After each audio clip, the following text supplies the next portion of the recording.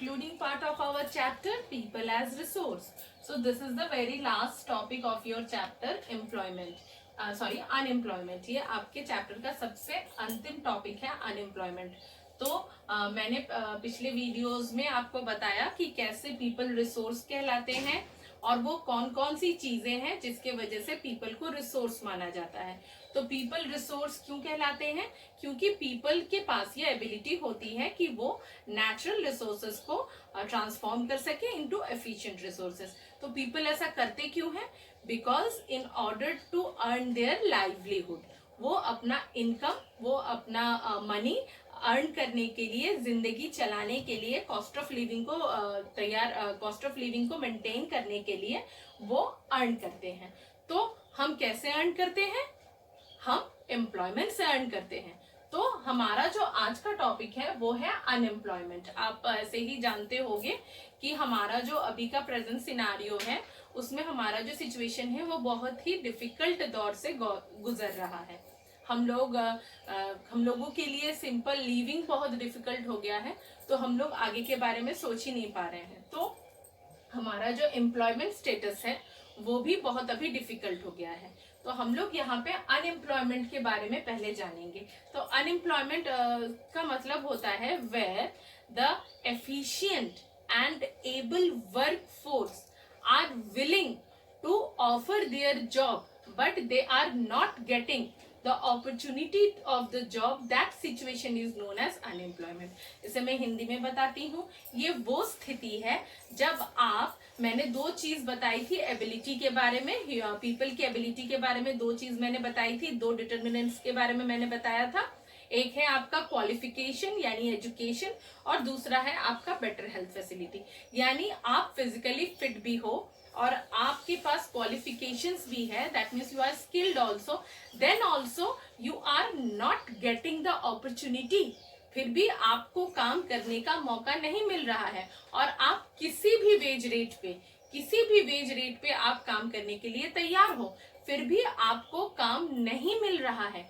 उसी सिचुएशन को अनएम्प्लॉयमेंट कहते हैं.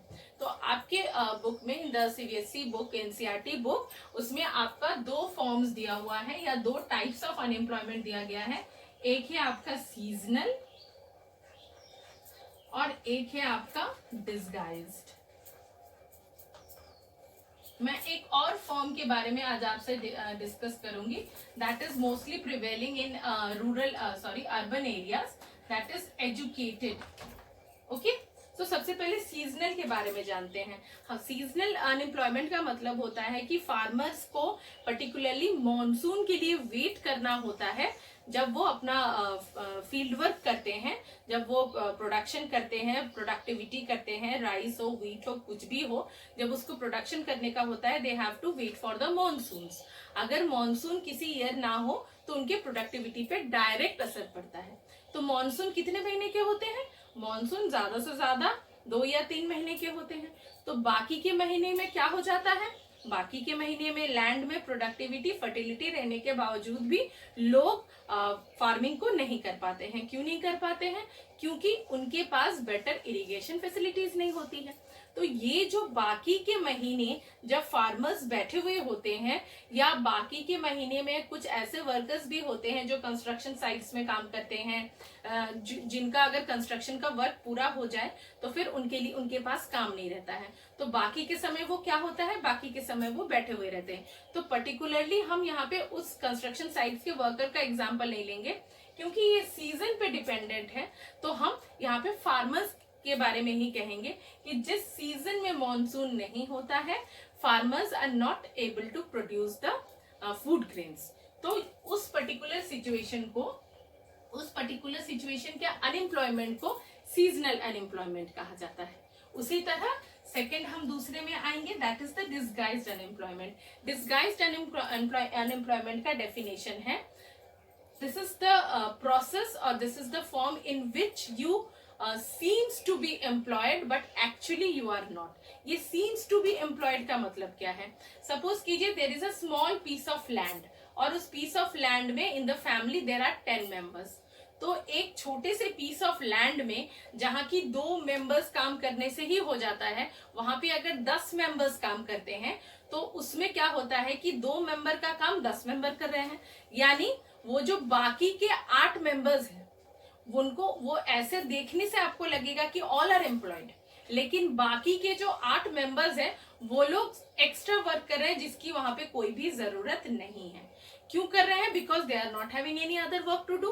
तो ये जो पर्टिकुलर चीज है इसे ही बोला जाता है डिसगाइज्ड अनएम्प्लॉयमेंट, यानी देखने से ऐसा लगता है कि you are employed but actually you are not.